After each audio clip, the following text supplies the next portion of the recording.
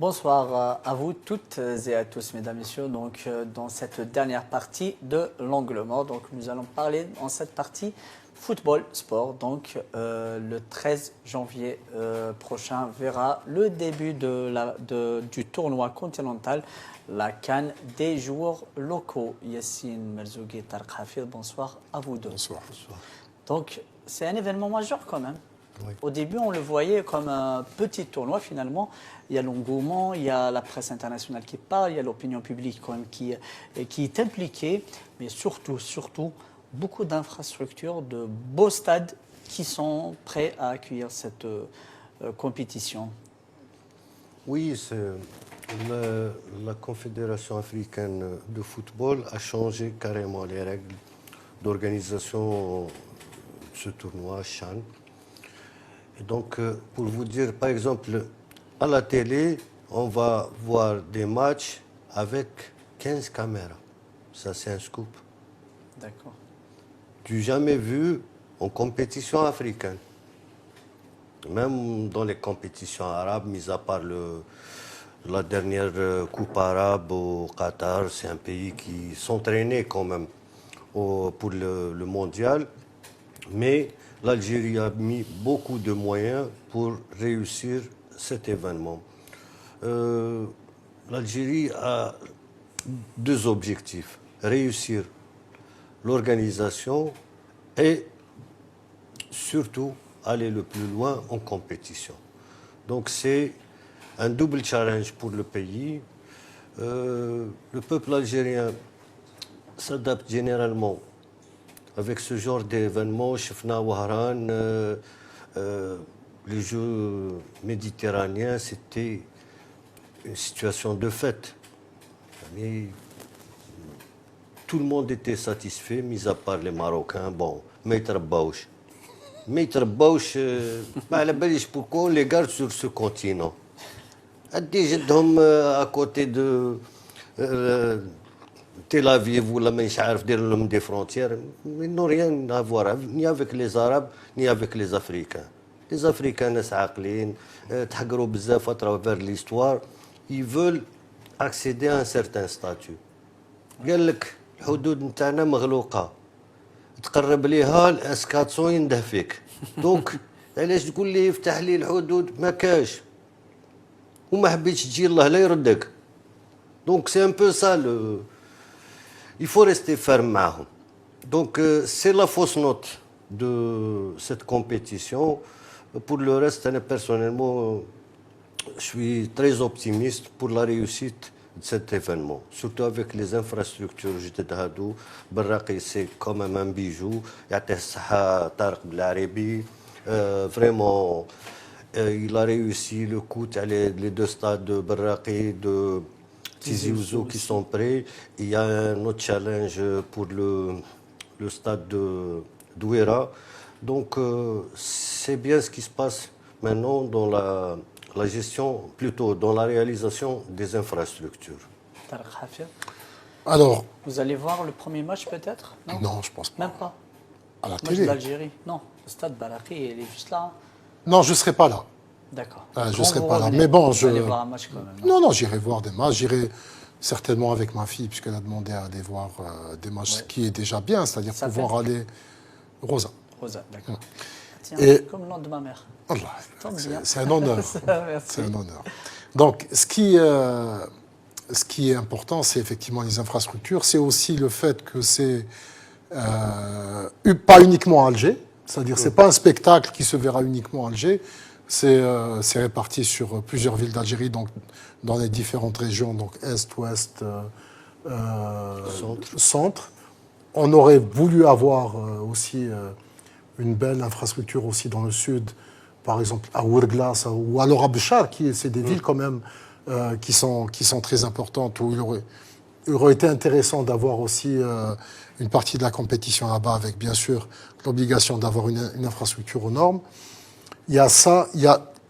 alors je ne sais pas, je n'ai pas très bien suivi, les Marocains viennent ou ils ne viennent pas? Mais ce n'est pas encore tranché. Il y a une ligne directe entre Alger et Rabat. C'est ça, ici. Oui, mais bon, on peut pas. Mais l'Algérie. On ne peut pas se plier aux caprices d'un président de fédération, c'est pas sérieux. L'essentiel est là, voilà, donc ils peuvent passer par Tunis, puisque c'est maintenant un peu la règle de passer par Tunis pour les personnes qui viennent du Maroc pour arriver à Alger. Ça serait illogique d'ouvrir l'espace aérien algérien pour une équipe de football. Alors, par contre, il faut s'attendre à, encore une fois, c'est-à-dire une mise en scène avec des personnes qui ne sont pas inscrites sur la liste, c'est-à-dire des personnes qui sont habilitées à rentrer sur le territoire algérien et qui vont venir, comme ça s'est passé pour le sommet arabe ou alors pour les Jeux méditerranéens. C'est quelque chose qui va, donc il faut s'attendre à ça. Mais au-delà... Ils font juste la pression, c'est tout. Oui, mais c'est dans leur rôle, en fait. Mais c'est pas un problème. Ce qui est important, c'est que moi, je connais pas l'ampleur, c'est-à-dire d'une telle compétition. Mais j'ai cru comprendre que maintenant, c'est en train... Finalement, oui. Oui, voilà, finalement. Et puis, c'est important parce que c'est les joueurs locaux. Oui, c'est très important. C'est le recrutement pour les clubs européens. Exactement. Ouais. Oui, mais il n'y a pas que ça. C'est-à-dire que c'est... on ne va pas impliquer des personnes qui sont à l'étranger, mais c'est des joueurs locaux. C'est-à-dire que c'est vraiment la production nationale et c'est très bien. C'est un peu comme la Coupe arabe qui était inconnue et comme elle a été parrainée par la FIFA, donc c'est devenu comme une compétition internationale reconnue. C'est idem. Grâce au but de Blaili aussi. Blaili surtout. Et c'est idem, il n'y a pas que Blaili. Hein. Ibrahimi, le dernier but. C'était fabuleux aussi. Et qui courait tout seul vers le but, il n'en revenait pas. Donc, on clôture.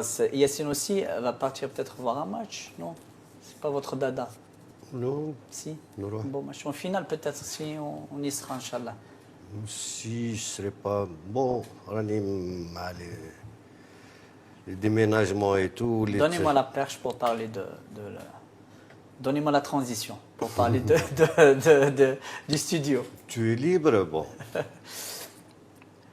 Donc, je ne sais pas si j'aurai assez de temps pour aller voir le match. D'accord. Surtout l'ouverture.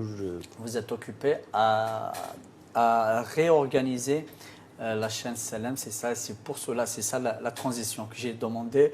C'est pour cela que nous sommes aujourd'hui dans les locaux de Beurre TV que nous remercions qui nous ont donné ces studios aujourd'hui. C'est fabuleux. Ils ont de beaux studios que nous avons tourné aujourd'hui, donc Angle Mort. Et nous les remercions. En attendant, les studios Yassine Merzougui de chaîne Salam. Dans quelques jours, tout sera rentré dans l'ordre. Donc, je dois remercier nos amis de Beurre TV. C'est une première en Algérie où une chaîne en difficulté héberge une autre chaîne aussi en difficulté du moment qu'on est SDF. Ouais. Donc, ça témoigne d'une certaine solidarité. تنحت شويه الايغويزم هذاك اللي كان من قبل هذا يضرب في هذا سي بيان لا مونتاليتي نوفيل كي سانستور سي توجور الجزائر الجديده اون اي دون سيت لوجيك لا سوليداريتي انت ما تعجبكش على كل حال non.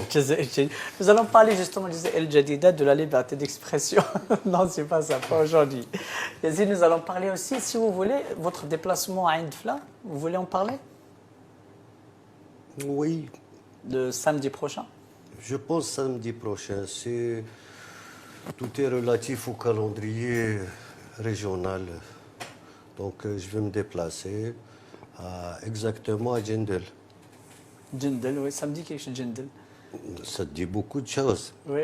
C'est le village natal de ton ancien employeur. Oui, notre cher ami Abdelnaji. Oui. Voilà. Et c'est ton ami aussi? Oui. Oui. D'accord.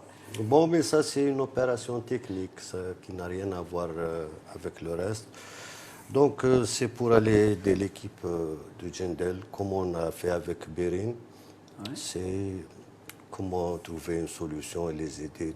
Tous les clubs, même en première division, deuxième division, tous les clubs souffrent du manque de moyens, manque de ressources. Et comme Le député Tana Aziz Ali Atma, Ah oui. c'est lui qui m'a sollicité. Raïs el-Baladia Tana, donc on ne va pas les laisser tomber quand même. D'accord, oui. Et j'espère que الأولى تاع يديروا القلب شوية ويجيبوا لنا l'accession. Ouais, j'espère, Inch'Allah. J'espère que les autres chaînes aussi vont faire de même et aider. Je vais demander donc à d'autres chaînes à venir dans mon village, dans le village de Tarek Hafid, pour aider surtout les clubs qui jouent dans l'amateur, qui sont vraiment dans le besoin. Ils ont des pépites quand même dans leur club Tarek Hafid. Donc, on ne va pas parler de liberté d'expression aujourd'hui. On va le laisser pour la semaine prochaine, pour jeudi. On pratique la liberté d'expression. قليل الخير هادو. هاي لك جينيراسيون 2.0 هادو اللي تعطي له هاك ياكل هاك ويقول لك تمشي مليح. On va en parler la semaine prochaine. Parlant de liberté d'expression, j'ai une vidéo qui est très intéressante montrant Mesdames, un journaliste merci de nous avoir conduisant une suivis. Porsche. On se retrouvera Année 2018 j'espère, qui la est semaine prochaine magnifique. pour un nouveau numéro de l'Angle Mort. Merci et merci pour vous aussi et à ce Restez